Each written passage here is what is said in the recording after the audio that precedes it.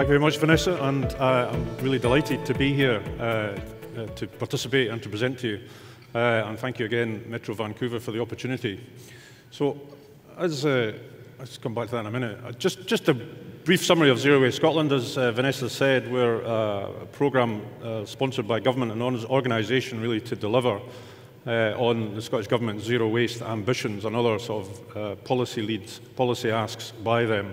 We kind of have four main themes. One, to obviously increase recycling, working with councils across Scotland and the private and community waste sector.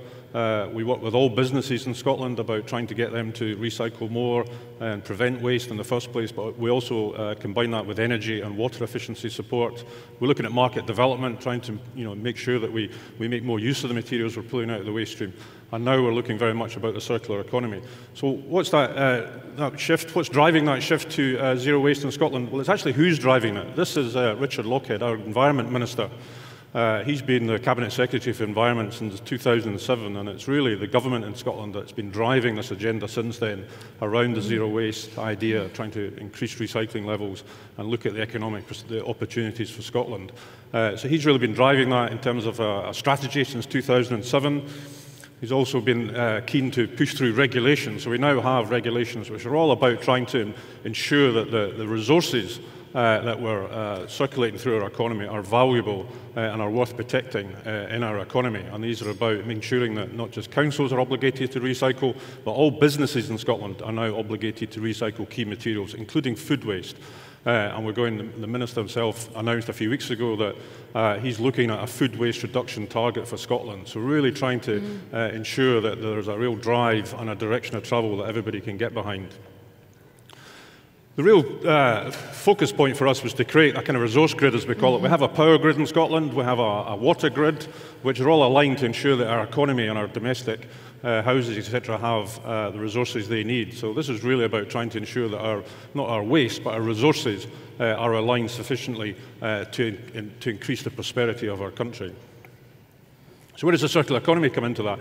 Well, one of the challenges with doing all that sort of waste recycling targets and regulations, which I'm sure everybody in this room is familiar with, we really wanted to drive the opportunity around jobs.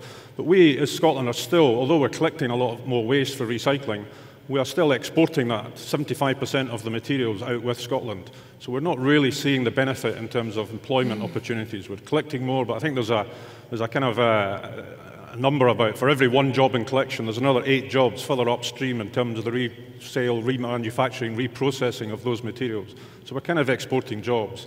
There's also a degree of the current recycling system is very much dependent on public funding, public systems, which are obviously impacted on by funding, etc. So there's a number of things that possibly are not happening as well as we would like to. So the idea behind the circular economy is very, very attractive to us.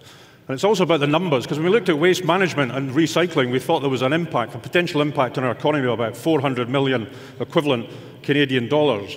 But actually, when you look at the circular economy, you even just look at the whisky industry in Scotland and understand that if we start to think differently about the byproducts and the processes and the products of the whisky industry, there's a 600 million Canadian dollar impact.